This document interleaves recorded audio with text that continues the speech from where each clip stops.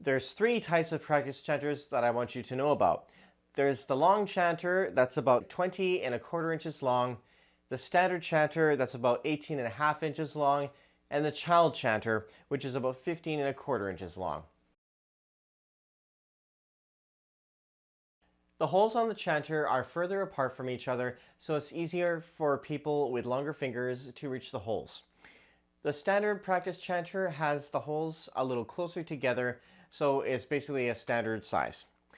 The child chanter is the smallest type, and the holes are even closer together, so those littler hands can reach the holes easier. There are some points I want you to consider when choosing a practice chanter. One of them is which type of holes the chanter has. Let me explain. Trapezoid-shaped holes are basically like this or like this, and they are easier for your fingers to find the holes as opposed to just having the holes pre-drilled. The other thing you want to know is what kind of chanter reed you should get. There are plastic chanter reeds and there are pipe or cane chanter reeds. Do not put a cane chanter reed in a practice chanter. You will not be able to get it to sound. It requires far too much air pressure. So do yourself a favor and get the plastic reed. It'll be way easier. Also, you want to ensure that you get the correct strength of practice chanter reed.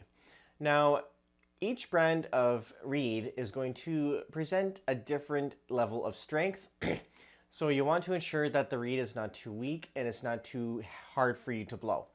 So what I recommend is when you go into the store, you get a practice chanter and a reed that is easy enough to blow. If you struggle to get it to sound, the reed is too hard. If you think it's just slightly a little easy, then that's actually probably in the ballpark range that you want to be in. Now, if you have to go into a store to get the practice chanter, do your best to talk to somebody who can help you decide which chanter is right for you. If this is not a possibility and you can't get into a store, you have to go online, go for a book and go for a chanter, and they can come all together in one package. And if you think that a standard practice chanter is going to be too small for you, my advice is to get a practice chanter and a book separately, as usually the kits come with a standard size practice chanter instead of the long one. So just be aware of that. Now, for trusted retailers as to where you can get these chanters, there are several of them online, so I will give a few suggestions down in the description for you.